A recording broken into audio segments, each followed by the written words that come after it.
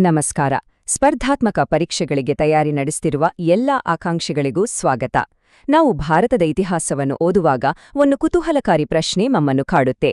ಮೌರ್ಯ ಸಾಮ್ರಾಜ್ಯದ ಪತನದ ನಂತರ ಉತ್ತರದ ಸಿಂಧೂ ಗಂಗಾ ಬಯಲನ್ನು ಮತ್ತು ನಮ್ಮ ದಕ್ಷಿಣದ ದಖ್ಖನ್ ಪ್ರಸ್ಥಭೂಮಿಯನ್ನು ಒಟ್ಟಿಗೆ ಬೆಸೆದ ಆ ಪ್ರಬಲ ಸಾಮ್ರಾಜ್ಯ ಯಾವುದು? ದಕ್ಷಿಣ ಭಾರತದಲ್ಲಿ ರಾಜಕೀಯ ಸ್ಥಿರತೆಯನ್ನು ತಂದು ಸಾಂಸ್ಕೃತಿಕ ರಾಯಭಾರಿಗಳಾಗಿ ಮೆರೆದ ಆ ಐತಿಹಾಸಿಕ ವಂಶದ ಬಗ್ಗೆ ನಾವಿಂದು ಆಳವಾಗಿ ವಿಶ್ಲೇಷಣೆ ಮಾಡೋಣ. ಖಂಡಿತವಾಗಿಯೂ ನಾವು ಶಾತವಾಹನರ ಬಗ್ಗೆ ಮಾತನಾಡುತ್ತಿದ್ದೇವೆ. ಈ ಇತಿಹಾಸದ ವಿಶ್ಲೇಷಣೆಗೆ ನಿಮ್ಗೆಲ್ಲರಿಗೂ ಸ್ವಾಗತ. ಪರೀಕ್ಷಾ ದೃಷ್ಟಿಯಿಂದ ಶಾತವಾಹನರ ಅಧ್ಯಯನ ತುಂಬಾನೇ ಮುಖ್ಯ. ಹಾಗಾಗಿ ಇಂದು ನಾವು ಅವರ ಆಡಳಿತ, ಸಮಾಜ ಮತ್ತು ಸಂಸ್ಕೃತಿಯ ಪ್ರತಿಯೊಂದು ಆಯಾಮವನ್ನು ಒಬ್ಬ ಇತಿಹಾಸದ ವಿದ್ಯಾರ್ಥಿಯಾಗಿ ಮತ್ತು ವಿಶ್ಲೇಷಕನಾಗಿ ತ್ವರಿತವಾಗಿ ಆದರೆ ಸಂಪೂರ್ಣವಾಗಿ ಅರ್ಥಮಾಡಿಕೊಳ್ಳೋಣ. ಇಂದಿನ ನಮ್ಮ ಅಧ್ಯಯನವನ್ನು 6 ಮುಖ್ಯ ಹಂತಗಳಾಗಿ ವಿಂಗಡಿಸಿದ್ದೇವೆ. ಸಾಮ್ರಾಜ್ಯದ ಮೂಲ, ಪ್ರಮುಖ ರಾಜರ ಕಾಲಾನುಕ್ರಮ, ಆಡಳಿತ, ಆರ್ಥಿಕತೆ, ಧರ್ಮ, ಭಾಷೆ, ಕಲೆ, ವಾಸ್ತುಶಿಲ್ಪ ಮತ್ತು ನಾಣ್ಯ ಪದ್ಧತಿ, ಹಾಗೂ ಕೊನೆಯದಾಗಿ ಅವರ ಅವನತಿ ಮತ್ತು ಐತಿಹಾಸಿಕ ಪರಂಪರೆ. ವಿಭಾಗ 1: ಸಾಮ್ರಾಜ್ಯದ ಮೂಲ, ಅಂದರೆ ದಖ್ಖನ್ ಪ್ರಸ್ಥಭೂಮಿಯನ್ನು ಹೇಗೆ ಅವರು ಒಂದು ಬಲಿಷ್ಠ ಕೊಂಡಿಯಾಗಿ ಬೆಸೆದ್ರು ಅನ್ನೋದನ್ನ ನೋಡೋಣ. ಶಾತವಾಹನರ ಮೂಲದ ಬಗ್ಗೆ ಇತಿಹಾಸಕಾರರಲ್ಲಿ ಒಂದು ದೊಡ್ಡ ಚರ್ಚೆ ಇದೆ. ಇದು ಕ್ರಿಸ್ತಪೂರ್ವ 2ನೇ ಶತಮಾನದ ಅಂತ್ಯದಿಂದ ಕ್ರಿಸ್ತಶಕ 3ನೇ ಶತಮಾನದವರೆಗಿನ ಕಥೆ. ಇವರ ಮೂಲಸ್ಥಾನ ಪೂರ್ವ ದಖ್ಖನ್ ಅಂದರೆ ಆಂಧ್ರವೋ ಅಥವಾ ಪಶ್ಚಿಮ ದಖ್ಖನ್ ಅಂದರೆ ಮಹಾರಾಷ್ಟ್ರ ಕರ್ನಾಟಕವೋ ಅನ್ನೋದರ ಬಗ್ಗೆ ಇಂದಿಗೂ ಭಿನ್ನಾಭಿಪ್ರಾಯಗಳಿವೆ. ಪುರಾಣಗಳು ಇವರನ್ನು ಆಂಧ್ರರು ಮತ್ತು ಕೆಳವರ್ಗದವರು ಎಂದರೆ ನಾಸಿಕ್ ಶಾಸನ ಗೌತಮೀಪುತ್ರ ಶಾತಕರ್ಣಿಯನ್ನು ಏಕಬ್ರಾಹ್ಮಣ ಅಂತ ಕರೆಯುತ್ತೆ. ಪರೀಕ್ಷೆಯ ದೃಷ್ಟಿಯಿಂದ ಈ ಎರಡೂ ವಾದಗಳನ್ನು ನಾವು ಸ್ಪಷ್ಟವಾಗಿ ನೆನ್ಪಿಟ್ಕೊಳ್ಬೇಕು. ವಿಭಾಗ 2: ಪ್ರಮುಖ ರಾಜರ ಕಾಲಾನುಕ್ರಮ. ಎಕ್ಸಾಮ್ಗಾಗಿ ಇದು ನಮ್ಗೆ ಒಂದು ರೀತಿಯ ರ್ಯಾಪಿಡ್ ರಿವಿಷನ್ ಇದ್ದಾಗೆ. ಆರಂಭಿಕ ರಾಜರನ್ನ ನೋಡುವುದಾದರೆ ಸಿಮುಖ ಈ ಸಾಮ್ರಾಜ್ಯವನ್ನ ಸ್ಥಾಪಿಸಿದ. ಆಮೇಲೆ ಕನ್ಹ ಅಥವಾ ಕೃಷ್ಣ ಬಂದು ಸಾಮ್ರಾಜ್ಯವನ್ನ ನಾಸಿಕ್ವರೆಗೆ ವಿಸ್ತರಿಸಿದ. ನೆನೆಪಿಡಿ, 1ನೇ ಶಾತಕರ್ಣಿ ಅಶ್ವಮೇಧ ಯಾಗ ಮಾಡಿ ತನ್ನ ಶಕ್ತಿಯನ್ನ ಪ್ರದರ್ಶಿಸಿದರೆ 2ನೇ ಶಾತಕರ್ಣಿಯ ಕಾಲದಲ್ಲಿ ಸಾಂಚಿ ಸ್ತೂಪದ ಆ ಸುಂದರವಾದ ಮಹಾದ್ವಾರಗಳ ನಿರ್ಮಾಣವಾಯಿತು. ಸಾಹಿತ್ಯದ ವಿಚಾರಕ್ಕೆ ಬಂದ್ರೆ ರಾಜ ಹಾಲನ ಕೊಡುಗೆಯನ್ನು ಮರೆಯುವಂತಿಲ್ಲ. ಆತ ರಚಿಸಿದ ಗಾಹಾ ಸಪ್ತಸೈ ಅಥವಾ ಗಾಥಾ ಸಪ್ತಶತಿ ಮಹಾರಾಷ್ಟ್ರೀ ಪ್ರಾಕೃತ ಭಾಷೆಯಲ್ಲಿದೆ. ಇದು 700 ಕವಿತೆಗಳ ಅದ್ಭುತ ಸಂಕಲನ.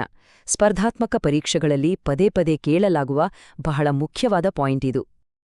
ಕ್ಷತ್ರಿಯರ ಅಹಂಕಾರವನ್ನು ಮುರಿದು ಶಕರು, ಯವನರು ಮತ್ತು ಪಹಲವರನ್ನು ನಾಶಪಡಿಸಿ ಶಾತವಾಹನ ವಂಶದ ವೈಭವವನ್ನು ಮರುಸ್ಥಾಪಿಸಿದವನು.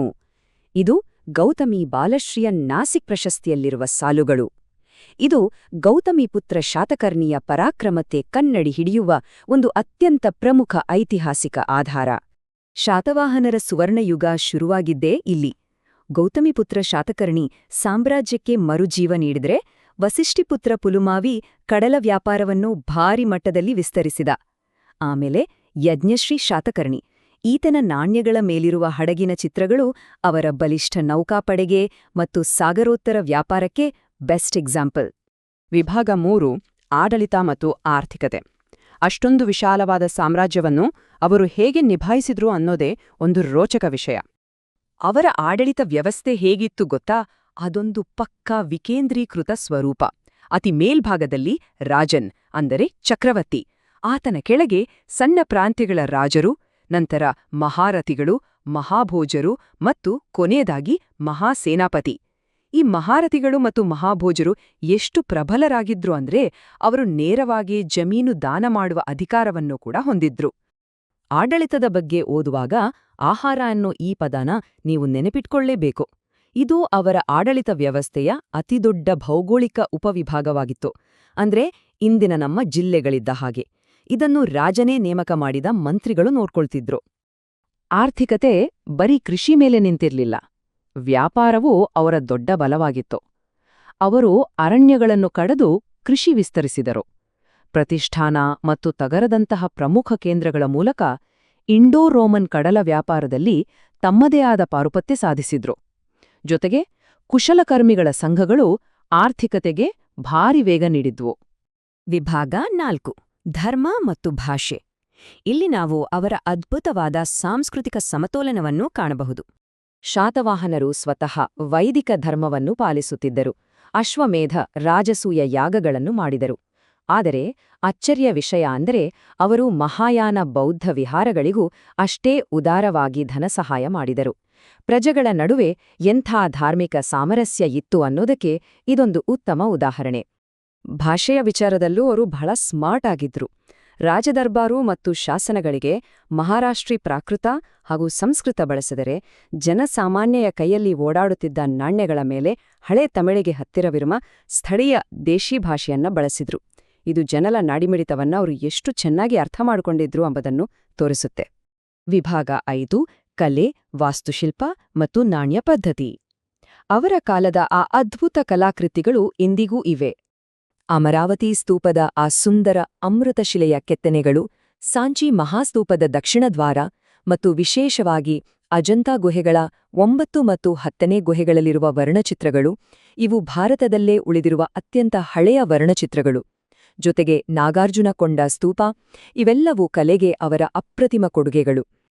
ಭಾರತದ ಇತಿಹಾಸದಲ್ಲೇ ಇದೊಂದು ದೊಡ್ಡ ಗೇಮ್ ಚೇಂಜರ್. ತಮ್ಮದೇ ರಾಜರ ಭಾವಚಿತ್ರಗಳಿರುವ ನಾಣ್ಯಗಳನ್ನು ಮುದ್ರಿಸಿದ ಭಾರತದ ಮೊಟ್ಟಮೊದಲ ರಾಜವಂಶ ಎಂದರೆ ಅದು ಶಾತವಾಹನರು. ವಾಯುವ್ಯ ಭಾರತದ ರಾಜರಿಂದ ಸ್ಫೂರ್ತಿ ಪಡೆದು ಅವರು ಈ ಐತಿಹಾಸಿಕ ಹೆಜ್ಜೆ ಇಟ್ರು. ಈ ನಾಣ್ಯಗಳನ್ನು ಹೆಚ್ಚಾಗಿ ಸೀಸ, ತಾಮ್ರ ಮತ್ತು ಪೋಟಿನ್ ಲೋಹಗಳಲ್ಲಿ ಟಂಕಿಸಲಾಗಿತ್ತು.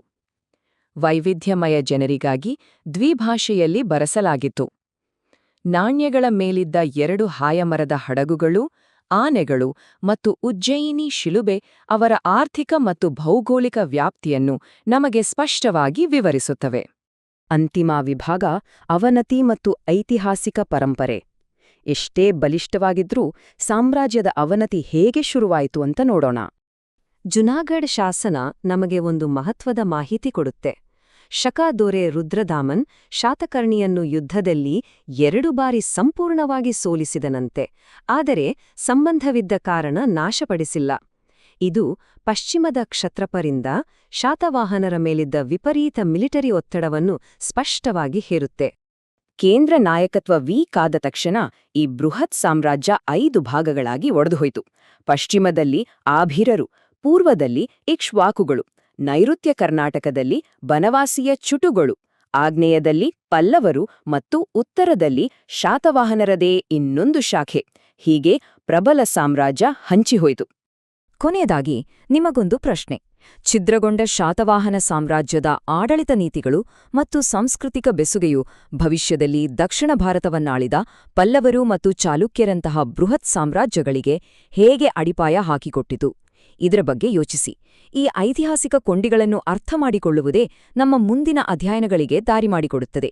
ಇಂದಿನ ಈ ವಿಶ್ಲೇಷಣೆಯಲ್ಲಿ ಭಾಗವಹಿಸಿದ್ದಕ್ಕೆ ಧನ್ಯವಾದಗಳು. ಸ್ಪರ್ಧಾತ್ಮಕ ಪರೀಕ್ಷೆಗಳಲ್ಲಿ ಕೇಳಬಹುದಾದ ಅತ್ಯುನ್ನತ ಮಟ್ಟದ ಬಹು ಆಯ್ಕೆಯ ಪ್ರಶ್ನೆಗಳನ್ನ ಅಂದ್ರೆ ಎಂಸಿಕ್ಯೂಗಳನ್ನ ಬಿಡಿಸ್ತಾ ನಮ್ಮ ಜ್ಞಾನವನ್ನ ಕಠಿಣವಾಗಿ ಪರೀಕ್ಷೆ ಮಾಡೋಣ. ಒಬ್ಬ ಇತಿಹಾಸದ ಪ್ರಾಧ್ಯಾಪಕನಾಗಿ ನನ್ನ ಅನುಭವವನ್ನ ನಿಮ್ಮ ಮುಂದೆ ಇಡ್ತಿದ್ದೀನಿ. ಬನ್ನಿ ಶುರು ಮಾಡೋಣ. ಇಂದಿನ ನಮ್ಮ ಚರ್ಚೆಯ ವಿಷಯವನ್ನ ಸ್ಪಷ್ಟವಾಗಿ 2 ಪ್ರಮುಖ ಭಾಗಗಳಾಗಿ ವಿಂಗಡಿಸಿದ್ದೇವೆ. ಮೊದಲನೇದು ಶಾತವಾಹನರ ರಾಜಕೀಯ ಮತ್ತು ಇತಿಹಾಸ. ಎರಡನೇದು ಅವರ ಅದ್ಭುತವಾದ ಆಡಳಿತ, ಆರ್ಥಿಕತೆ ಮತ್ತು ಸಂಸ್ಕೃತಿ. ಮೊದಲನೇ ವಿಭಾಗ: ಶಾತವಾಹನರ ರಾಜಕೀಯ ಮತ್ತು ಇತಿಹಾಸ. ಪ್ರಾಚೀನ ಭಾರತದ ಈ ಶ್ರೇಷ್ಠ ರಾಜರ ಉಗಮ ಹೇಗಾಯಿತು ಮತ್ತು ಅವರ ಕಾಲಘಟ್ಟ ಯಾವುದು ಅನ್ನೋದರ ಬಗ್ಗೆ ಇತಿಹಾಸಕಾರರಲ್ಲಿರೋ ಗೊಂದಲಗಳನ್ನ ಈಗ ಬಿಡಿಸಿ ನೋಡೋಣ. ಸರಿ, ಮೊದಲನೇ ಪ್ರಶ್ನೆ ನಿಮ್ಮುಂದೆ ಇದೆ. ಶಾತವಾಹನರ ಮೂಲ ನೆಲೆ ಯಾವುದು? ಈ ವಿಚಾರದಲ್ಲಿ ಇತಿಹಾಸಕಾರರ ನಡುವೆ ದೊಡ್ಡ ಚರ್ಚೆ ನಡೆದಿದೆ. 3 ಬೇರೆ ಬೇರೆ ಪ್ರದೇಶಗಳ ಬಗ್ಗೆ ಪ್ರಮುಖ ಸಿದ್ಧಾಂತಗಳಿವೆ. ಈ ಇತಿಹಾಸಕಾರರು ಮತ್ತು ಅವರು ಸೂಚಿಸಿದ ಪ್ರದೇಶಗಳ ಸರಿಯಾದ ಹೊಂದಾಣಿಕೆ ಯಾವುದು ಅಂತ ನೀವು ಗೆಸ್ ಮಾಡಬಹುದಾ? ಉತ್ತರ ನೋಡೋಣ. ಇಲ್ಲಿ ಇತಿಹಾಸಕಾರರ ಅಭಿಪ್ರಾಯಗಳು ಹೇಗೆ ಹಂಚಿಹೋಗಿವೆ ಅನ್ನೋದು ನಿಜಕ್ಕೂ ಕುತೂಹಲಕಾರಿ. ಇ.ಜೆ. ರ್ಯಾಪ್ಸನ್ ಅವರು ಆಂಧ್ರಪ್ರದೇಶವೇ ಶಾತವಾಹನರ ಮೂಲ ಅಂತಾರೆ, ಆದರೆ ವಿ ಮಿರಾಶಿಯವರು ಪಶ್ಚಿಮ ಮಹಾರಾಷ್ಟ್ರ ಅಂತ ವಾದ ಮಾಡ್ತಾರೆ. ಅದೇ ರೀತಿ ವಿ.ಎಸ್. ಸುಕ್ತಂಕರ್ ಅವರು ನಮ್ಮ ಕರ್ನಾಟಕದ ಬಳ್ಳಾರಿಯೇ ಅವರ ಮೂಲ ನೆಲೆ ಅಂತ ಪ್ರತಿಪಾದಿಸ್ತಾರೆ. ಪರೀಕ್ಷೆ ದೃಷ್ಟಿಯಿಂದ ಈ 3 ದೃಷ್ಟಿಕೋನಗಳು ನಮಗೆ ಪಕ್ಕಾ ನೆನಪಿರಬೇಕು, ಖಂಡಿತ ಮರಿಬೇಡಿ. ಎರಡನೇ ಪ್ರಶ್ನೆಗೆ ಬರೋಣ. ಇದು ಶಾತವಾಹನರ ಕಾಲಗಣನೆ ಅಂದ್ರೆ ಕ್ರೊನಾಲಜಿ ಬಗ್ಗೆ. ಸಿಮುಖ ಮೌರ್ಯರ ತಕ್ಷಣವೇ ಅಧಿಕಾರಕ್ಕೆ ಬಂಧನ ಅಥವಾ ಕಣ್ವರನ್ನ ಸೋಲಿಸಿ ಸಾಮ್ರಾಜ್ಯ ಕಟ್ತನ? ಈ ಗೊಂದಲಮಯ ಐತಿಹಾಸಿಕ ಹೇಳಿಕೆಗಳನ್ನು ವಿಶ್ಲೇಷಿಸಿ ಸರಿಯಾದ ಉತ್ತರ ಗುರುತಿಸಬೇಕು. ಈ ಪ್ರಶ್ನೆಗೆ ಉತ್ತರ ಸ್ವಲ್ಪ ಟ್ರಿಕ್ಕಿಯಾಗಿದೆ.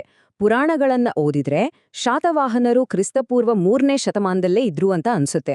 ಆದ್ರೆ ಕರ್ನಾಟಕದ ಕನಗನಹಳ್ಳಿ ಶಾಸನಗಳಂತಹ ವಾಸ್ತವಿಕ ಆಧಾರಗಳನ್ನ ಇಟ್ಕೊಂಡು ಆಧುನಿಕ ಇತಿಹಾಸಕಾರರು ಇದು ಕ್ರಿಸ್ತಪೂರ್ವ 1ನೇ ಶತಮಾನ ಅಂತ ಬಹುತೇಕ ಒಪ್ಕೊಂಡಿದ್ದಾರೆ. ಸೊ ಪುರಾಣ ವರ್ಸಸ್ ಶಾಸನ ಎರಡೂ ನೆನ್ಪಿರ್ಲಿ. 3ನೇ ಪ್ರಶ್ನೆ ನಮ್ಮ ಪ್ರಾಚೀನ ಸಾಮಾಜಿಕ ವ್ಯವಸ್ಥೆಯ ಬಗ್ಗೆ. ಶ್ರೇಷ್ಠ ದೊರೆ ಗೌತಮಿಪುತ್ರ ಶಾತಕರ್ಣಿ ತನ್ನನ್ನ ತಾನು ಏಕಬ್ರಾಹ್ಮಣ ಅಂತ ಕರೆದುಕೊಂಡಿದ್ದ.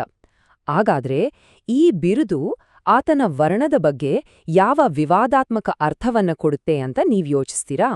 ವಿವರಣೆ ನೋಡೋದಾದ್ರೆ ವಿ ಮಿರಾಶಿಯವರ ಪ್ರಕಾರ ಏಕಬ್ರಾಹ್ಮಣ ಅಂದ್ರೆ ಏಕಮಾತ್ರ ಬ್ರಾಹ್ಮಣ ಅಂತ ಅಕ್ಷರಶಃ ಅರ್ಥ. ಆದ್ರೆ ಇತಿಹಾಸದ ಪುಟಗಳನ್ನ ತಿರುವಿ ಹಾಕಿದ್ರೆ ಶಾತವಾಹನರು ಬ್ರಾಹ್ಮಣರಲ್ಲದ ಶಕರ ಜೊತೆ ವೈವಾಹಿಕ ಸಂಬಂಧಗಳನ್ನ ಇಟ್ಕೊಂಡಿದ್ರು. ಇದು ಮಿಶ್ರ ಮೂಲದ ಸಿದ್ಧಾಂತಕ್ಕೆ ಪುಷ್ಟಿ ನೀಡುತ್ತೆ. ಈ ಸಮತೋಲನವನ್ನ ಅರ್ಥ ಮಾಡ್ಕೊಳ್ಳೋದು ಎಕ್ಸಾಮ್ಗೆ ಬಹಳ ಮುಖ್ಯ. 4ನೇ ಪ್ರಶ್ನೆ ಶಾತವಾಹನ ಸಾಮ್ರಾಜ್ಯಕ್ಕೆ ಮರುಜೀವ ಕೊಟ್ಟ ಗೌತಮಿಪುತ್ರ ಶಾತಕರ್ಣಿಯ ಮಿಲಿಟರಿ ಕಾರ್ಯಾಚರಣೆಗಳ ಬಗ್ಗೆ ಇಲ್ಲಿದೆ. ಪಶ್ಚಿಮ ಕ್ಷತ್ರಪರ ವಿರುದ್ಧ ಆತ ಮಾಡಿದ ಯುದ್ಧಗಳ ಬಗ್ಗೆ ಸರಿಯಾದ ಹೇಳಿಕೆಗಳನ್ನ ಗುರುತಿಸಿ. ಆತನ ರಣತಂತ್ರಗಳು ಹೇಗಿದ್ದವು?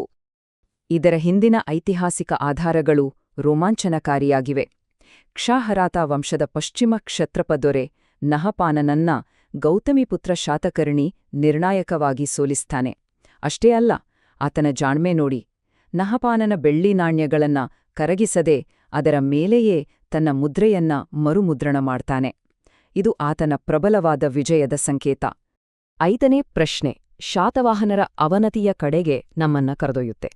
ಪಶ್ಚಿಮ ಕ್ಷತ್ರಪರ ದೊರೆ 1ನೇ ರುದ್ರದಾಮನ್ ದಕ್ಷಿಣಾಪಥದ ಒಡೆಯನನ್ನೇ ಸೋಲಿಸಿದ ಅನ್ನೋದಕ್ಕೆ ಯಾವ ಶಾಸನ ಪುರಾವೆ ನೀಡುತ್ತೆ? ಇದು ಎಕ್ಸಾಮ್ಗಳಲ್ಲಿ ಪದೇ ಪದೇ ಕೇಳಲಾಗುವ ಫೇವರೆಟ್ ಪ್ರಶ್ನೆ. ಆ ನಿರ್ಣಾಯಕ ಶಾಸನವೇ ಜುನಾಗಢ ಬಂಡೆಗಲ್ಲು ಶಾಸನ. ಇದು ಬಹಳ ಸ್ವಾರಸ್ಯಕರವಾಗಿದೆ. ರುದ್ರದಾಮನ್ ದಕ್ಷಿಣಾಪಥದ ಒಡೆಯನನ್ನ 1 ಬಾರಿ ಸೋಲಿಸ್ತಾನೆ. ಆದರೆ ಅವರ ನಡುವೆ ವೈವಾಹಿಕ ಸಂಬಂಧ ಇದ್ದಿದ್ರಿಂದ ಆತನಿಗೆ ಪ್ರಾಣಭಿಕ್ಷೆ ನೀಡ್ತಾನೆ. ಪರೀಕ್ಷೆ ಬರೆಯುವಾಗ ಈ ಚಿಕ್ಕ ಸೂಕ್ಷ್ಮತೆಯೇ ನಿಮ್ಗೆ ಮಾರ್ಕ್ಸ್ ತಂದ್ಕೊಡೋದು. ಬನ್ನಿ ಈಗ 2ನೇ ವಿಭಾಗಕ್ಕೆ ಹೋಗೋಣ. ಆಡಳಿತ, ಆರ್ಥಿಕತೆ ಮತ್ತು ಸಂಸ್ಕೃತಿ. ಬರೀ ಕತ್ತಿಗುರಾಣಿಗಳಿಂದ ಸಾಮ್ರಾಜ್ಯ ಉಳಿಯಲ್ಲ ಅಲ್ವಾ? ಅವರ ಅತ್ಯಾಧುನಿಕ ಆಡಳಿತ ವ್ಯವಸ್ಥೆ ಹೇಗಿತ್ತು ಅನ್ನೋದನ್ನ ಈಗ ಪರೀಕ್ಷಿಸೋಣ. ಪ್ರಶ್ನೆ 6 ಶಾತವಾಹನರ ವಿಕೇಂದ್ರೀಕೃತ ಆಡಳಿತ ವ್ಯವಸ್ಥೆಯ ಡೆಪ್ತ್ ಅನ್ನ ಟೆಸ್ಟ್ ಮಾಡುತ್ತೆ. ಅತ್ಯುನ್ನತ ಪ್ರಾಂತೀಯ ಅಧಿಕಾರಿಗಳಿಂದ ಹಿಡಿದು ಕೆಳಗಿನ ಜಿಲ್ಲಾ ಮಟ್ಟದವರೆಗಿನ ಹುದ್ದೆಗಳನ್ನ ಸರಿಯಾದ ಕ್ರಮದಲ್ಲಿ ಹೇಗೆ ಜೋಡಿಸ್ತೀರಾ? ಶ್ರೇಣಿಯನ್ನ ಸರಿಯಾಗಿ ಗಮನಿಸಿ. ಅತ್ಯುನ್ನತ ಸ್ಥಾನದಲ್ಲಿ ಆನುವಂಶಿಕ ಆಡಳಿತಗಾರರಾದ ರಾಜನ್ಗಳು ಬರ್ತಾರೆ. ಅವರ ಕೆಳಗೆ ಮಹಾರಥಿಗಳು ಮತ್ತು ಮಹಾಭೋಜರು.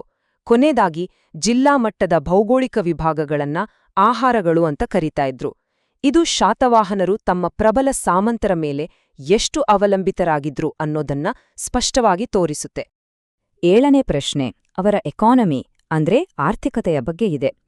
2 ಸ್ತಂಭಗಳಿರುವ ಹಡಗಿನ ಚಿತ್ರವಿರೋ ನಾಣ್ಯಗಳನ್ನ ಹೊರಡಿಸಿದ ನಿರ್ದಿಷ್ಟ ಶಾತವಾಹನ ದೊರೆ ಯಾರು? ಮತ್ತು ಇದು ಆ ಕಾಲದ ಆರ್ಥಿಕತೆಯ ಬಗ್ಗೆ ನಮ್ಗೇನನ್ನ ಹೇಳುತ್ತೆ? ಆ ದೊರೆಯೇ ಯಜ್ಞಶ್ರೀ ಶಾತಕರ್ಣಿ.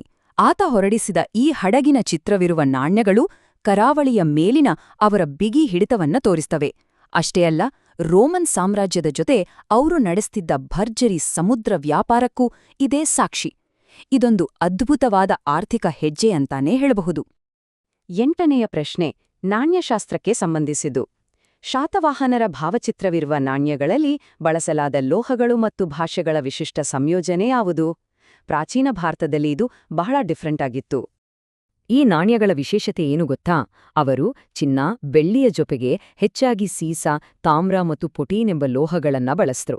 ಇನ್ನು ಭಾಷೆಯ ವಿಚಾರಕ್ಕೆ ಬಂದ್ರೆ ನಾಣ್ಯದ ಒಂದು ಮುಖದಲ್ಲಿ ಪ್ರಾಕೃತ ಭಾಷೆ, ಮತ್ತೊಂದು ಮುಖದಲ್ಲಿ ಹಳೆಯ ತಮಿಳಿಗೆ ಹತ್ತಿರವಿರುವ ದ್ರಾವಿಡ ಭಾಷೆಯ ಬರಹಗಳನ್ನ ಬಳಸಿದ್ರು. ಈ ದ್ವಿಭಾಷಾ ಪ್ರಯೋಗ ನಿಜಕ್ಕೂ ವಿಸ್ಮಯಕಾರಿಯಾಗಿದೆ ಅಲ್ವಾ? 9ನೇ ಪ್ರಶ್ನೆ ಸಾಂಸ್ಕೃತಿಕ ಜ್ಞಾನವನ್ನ ಟೆಸ್ಟ್ ಮಾಡುತ್ತೆ. ಆ ಕಾಲದಲ್ಲಿ ಸಾಹಿತ್ಯಕ್ಕೆ ರಾಜರ ಬೆಂಬಲ ಹೇಗಿತ್ತು ಅನ್ನೋದನ್ನ ಅರ್ಥ ಮಾಡ್ಕೊಳ್ಳೋಕೆ ಹಾಲರಾಜನಿಂದ ಸಂಕಲಿಸಲ್ಪಟ್ಟ ಆ ಪ್ರಸಿದ್ಧ ಸಾಹಿತ್ಯ ಕೃತಿ ಯಾವುದು ಮತ್ತು ಅದು ಯಾವ ಭಾಷೆಯಲ್ಲಿದೆ ಅಂತ ಗುರುತಿಸಿ. ಸರಿಯಾದ ಉತ್ತರ ಗಾಹ ಸತ್ತಸೈ. ಇದು ಹಾಲರಾಜನಿಂದ ಸಂಕಲಿಸಲ್ಪಟ್ಟ ಮಹಾರಾಷ್ಟ್ರೀ ಪ್ರಾಕೃತ ಭಾಷೆಯಲ್ಲಿರುವ 700 ಅದ್ಭುತ ಕವಿತೆಗಳ ಗುಚ್ಛ. ಸಂಸ್ಕೃತವೇ ಆಸ್ಥಾನದ ಪ್ರಮುಖ ಭಾಷೆಯಾಗಿರೋ ಕಾಲದಲ್ಲಿ ಪ್ರಾಕೃತ ಭಾಷೆಯ ಕಡೆಗೆ ನಡೆದ ಈ ಮಹತ್ವದ ಬದಲಾವಣೆಯನ್ನ ಈ ಕೃತಿ ಎತ್ತಿ ತೋರಿಸುತ್ತೆ.